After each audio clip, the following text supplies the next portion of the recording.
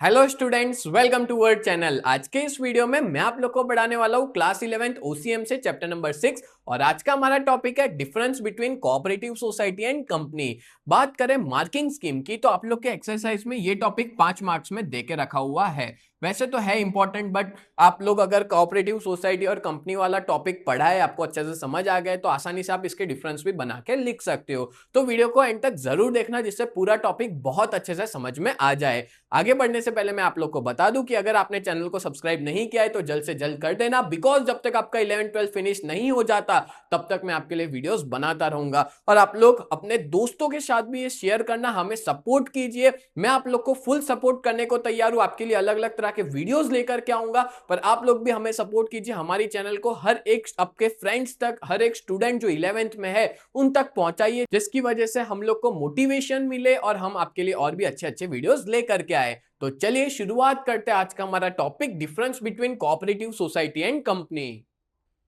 तो ये जो डिफरेंस है उसमें मैं आप लोग को टोटल 9 पॉइंट्स एक्सप्लेन करूंगा, जो पॉइंट ऑफ डिफरेंस होते हैं, बेसिस होते हैं वो। और एग्जाम के अंदर ना आप लोग ये पॉइंट्स भी याद करके जाना, जिससे क्या आपको इजी रहेगा अंदर का लिखने का, और पॉइंट्स भी एक के बाद एक याद आते जाएंगे। तो पहला क्या देखे रखा है, मीनिंग। तो कोऑपरेटिव सोसाइटी मतलब क्या होता है, तो it is a voluntary association of person on the basis of equality to improve their economic condition. मतलब कोऑपरेटिव सोसाइटी इसलिए बनाई जाती है क्योंकि जो लोग हैं उनका वॉलेंट्री एसोसिएशन होता है, मतलब साथ मिल करके वो इकट्ठा होते हैं सब इक्वालिटी के बेसिस पे। मतलब कोऑपरेटिव सोसाइटी में जितने भी लोग होते हैं ना, उन सबको इक्वल माना जाता है और उनकी इकोनॉमिक कंडीशन इंप्रूव हो, इसलिए कोऑपरेटिव सोसाइटी को बनाया जाता है। फिर बात करें कंपनी की, तो कंपनी भी एक वॉलेंट्री एसोसिएशन है, पर इसका मेन मोटिव होता है प्रॉफिट अर्न करना, और ये थ्रू लीगल बिजनेस करते हैं। ये लोग का मोटिव होता है उनके मेंबर्स की इकोनॉमिक कंडीशन बढ़ाना, और इनका मोटिव होता है प्रॉफिट अर्न करना। देन बात करें इसका मोटिव,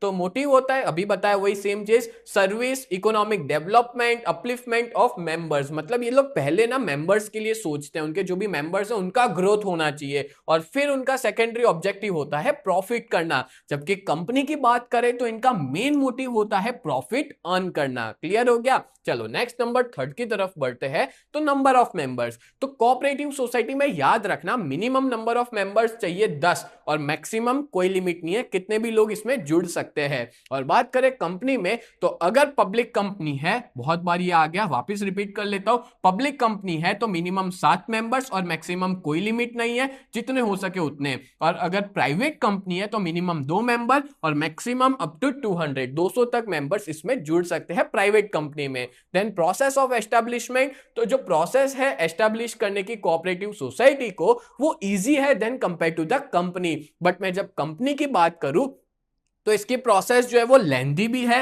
और कॉम्प्लिकेटेड भी, और बहुत खर्चा होता है कंपनी को शुरू करने में। देन आगे बात करें नंबर 5, मैनेजमेंट। तो जो मैनेजमेंट है कंपनी का वो एक कोऑपरेटिव सोसाइटी का वो एक डेमोक्रेटिक वे में चलता है। मतलब कि चुनाव होते हैं, इलेक्शन होता है, उनमें से उनका एक रिप्रेजेंटेटिव निकल के आता है और एक मेंबर एक वोट दे सकता है। जैसे अपने देश में है ना, वैसा ही कोऑपरेटिव सोसाइटी में होता है, ठीक है। बट बात करें कंपनी में तो इसका मैनेजमेंट भी डेमोक्रेटिक होता है, is only in principle, but खाली बोलने के लिए डेमोक्रेटिक हम कह सकते हैं। बाकी डेमोक्रेसी ना इल्यूसिव है इसके अंदर, क्योंकि यहाँ पे वोट पर शेयर दिया जाता है। अब देखो, जिसके पास जितने ज्यादा शेयर वो ज्यादा वोट दे सकता है, तो थोड़ा हम ऐसा कहेंगे पार्शियलिटी वगैरह इसमें देखने को मिल सकती है, बट इसमें नहीं होता। कोऑपरेटिव सोसाइटी प्रॉपरली डेमोक्रेटिक वे में काम करती है।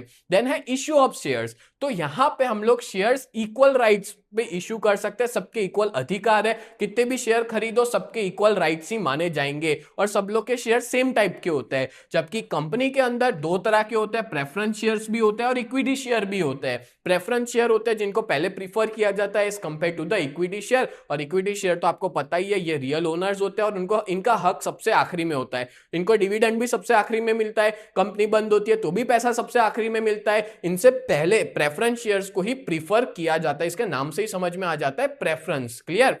चलो नेक्स्ट आगे बढ़ते हैं, transfer of shares and end of membership. आपको पता है नो ट्रांसफर ऑफ शेयर्स, मतलब मेंबर्स जो है वो एंड कर सकते हैं membership by redemption of shares to society, मतलब कि फॉर एग्जांपल मान लो कि मैं सोसाइटी से पैसे निकाल लेना चाहता हूं, ठीक है, मैंने जो भी पैसे डाले तो मैं शेयर सर्टी मेरा जो है वो दे दूंगा और मैं मेरे शेयर्स जो है वो वापस, मतलब शेयर्स जो है वो वापस दे दूंगा और मेरे पैसे जो है वो निकाल दूंगा, ठीक है। मतलब ऐसा समझ लो कि मैं पैसे निकाल के निकल सकता हूं इसमें से। बट कंपनी की बात करें ना तो शेयर्स को ट्रांसफर किया जा सकता है, यहाँ पे शेयर्स को ट्रांसफर नहीं कर सकता। जैसे फॉर एग्जांपल मैं किसी और को दे दिया चला गया, वो इसमें पॉसिबल नहीं है, पर कंपनी में है। अगर मान लो मैं कंपनी छोड़ना चाहता हूं, मैं किसी और को मेरे शेयर्स को बेच दूं, पर इसमें बेचा जा सकता नहीं है, ठीक है। मैं पैसे निकाल के एग्जिट कर सकता हूं पर शेयर को ट्रांसफर नहीं कर सकता, पर इसमें शेयर ट्रांसफर पॉसिबल है। क्लियर? आगे बढ़ने से पहले मैं आप लोग को बहुत इंपॉर्टेंट इंफॉर्मेशन देना चाहता हूं। अगर आप लोग 11 जीएसईबी कॉमर्स में हो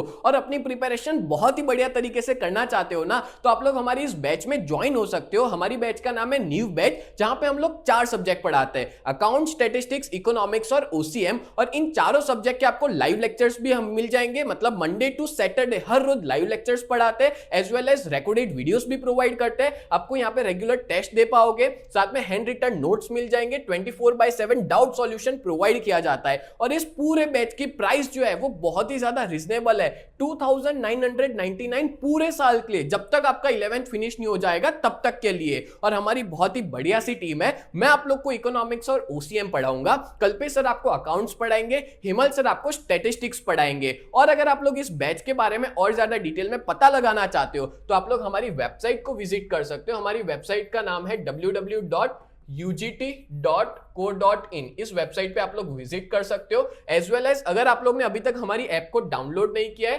तो प्ले स्टोर पे जाकर के यूजीटी नाम से आप सर्च कर सकते हो, प्ले स्टोर पे अवेलेबल है, जाके डाउनलोड कर लीजिए। और अगर आप लोग आईफोन यूजर हो तो ऐप स्टोर के ऊपर माई इंस्टीट्यूट के नाम से अवेलेबल है, आप वहां पे जाकर के भी डाउनलोड कर सकते हैं। और उसका ORG कोड है VUGKX, उसका ORG कोड है, ठीक है। और अगर आप लोग हमारा कांटेक्ट करना चाहते हो, अपने पेरेंट्स की बात करवाना चाहते हो, तो हमारा कांटेक्ट नंबर है 7202012221, ये हमारे ऑफिस का कांटेक्ट नंबर है, इस पे आप लोग कांटेक्ट कर सकते हो। सच बता रहा हूं, इस बैच में अगर आप ज्वाइन हो जाते हो ना तो आपका बहुत ही बढ़िया रिजल्ट आएगा। अभी तक बहुत सारे ऐसे बच्चे हैं जो इस बैच में जुड़ चुके हैं, और बहुत से ऐसे भी बच्चे हैं जो ऑफलाइन में भी ट्यूशन जाते हैं और अपने बैकअप के लिए वो लोग हमारी इस बैच में जुड़े हुए हैं, और जिनका रिजल्ट भी बहुत अच्छा खासा आ रहा है। तो जल्द से जल्द आप लोग हमारी इस बैच में जुड़ जाइए, जिसमें आपका ही फायदा है। चलो आगे बढ़ते हैं नेक्स्ट टॉपिक पे।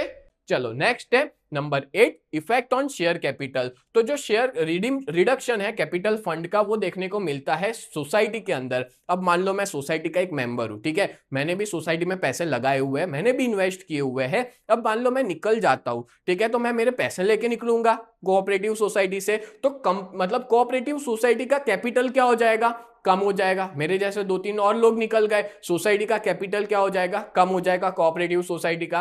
कंपनी में ऐसा नहीं होता। पता है आपको कंपनी कैसे काम करती है? फॉर एग्जांपल ये कंपनी है, ठीक है, उसने एक बार मार्केट में लोगों को शेयर्स दे दिए, ठीक है, लोगों को शेयर्स सेल कर दिए, मार्केट से लोगों से पैसा ले लिया, मतलब मनी ले लिया। उसके बाद जो स्टॉक मार्केट में लोग खरीदते बेचते रहते हैं ना, वो आपस में अंदर अंदर खरीदते बेचते रहते हैं, ठीक है, खरीदेंगे बेचेंगे, उसके बेसिस पे प्राइस बढ़ता कम होता रहता है। तो हम ऐसा कहेंगे कि अगर मान लो मैं बेच के जाना चाहता हूं शेयर्स को, तो कंपनी नहीं खरीदती, मेरे जैसा कोई पर्सन ही खरीदता है। सो यहाँ पे कंपनी के जो कैपिटल फंड है ना, उसमें कोई फर्क नहीं पड़ेगा। मैं किसी और को बेचा, पैसा ले लिया, तो कंपनी से तो पैसा नहीं लिया, मैंने किसी और पर्सन से लिया है जो खरीदना चाहता था। तो हम ऐसा कहेंगे कि लोग अंदर अंदर खरीद रहे बेच रहे हैं। तो दैट्स व्हाई कंपनी का जो कैपिटल फंड है, इसके पास जो पैसा पड़ा हुआ है, जो मार्केट से एक बार लिया था, वो तो उतना का उतना ही पड़ा हुआ है ना। पर कोऑपरेटिव सोसाइटी में वो कम हो जाता है, क्योंकि मैं सोसाइटी से पैसे ले रहा हूं और कंपनी के अंदर मैं लोगों को शेयर्स बेच रहा हूं और खरीद रहा हूं। तो लोगों को फर्क पड़ेगा, कंपनी को कोई फर्क नहीं पड़ेगा कैपिटल फंड के अंदर। क्लियर? और लास्ट है यूज ऑफ प्रॉफिट। जो प्रॉफिट है ना, उसको यूज किया जाता है to give dividend to members, मतलब जो भी मेंबर्स हैं उनको डिविडेंड देने के लिए, या तो मेंबर्स के बेनिफिट के लिए, जो भी लॉ में देके रखा है उस तरह से, ठीक है। अल्टीमेटली मेंबर्स को कैसे बेनिफिट करे वो सोचती है कोऑपरेटिव सोसाइटी। और कंपनी की बात करें तो some part of profit is distributed as dividend to members. जो भी प्रॉफिट होता है उसमें से कुछ हिस्सा मेंबर्स के अंदर बांटा जाता है, जिन्होंने भी उनके शेयर्स खरीदे होते हैं उन सबको। तो जनरली जो इक्विटी शेयर होल्डर है, प्रेफरेंस शेयर होल्डर है, उनको डिविडेंड मिलता है। जो प्रेफरेंस शेयर होल्डर होते हैं उनको फिक्स डिविडेंड मिलता है, और इक्विटी शेयर होल्डर को डिपेंड करता है, ज्यादा प्रॉफिट हुआ है तो ज्यादा मिलता है, कम प्रॉफिट हुआ है तो कम मिलता है। तो डिविडेंड डिपेंड करता है प्रॉफिट कितना हुआ है उसके ऊपर। बोलो क्लियर हो गया?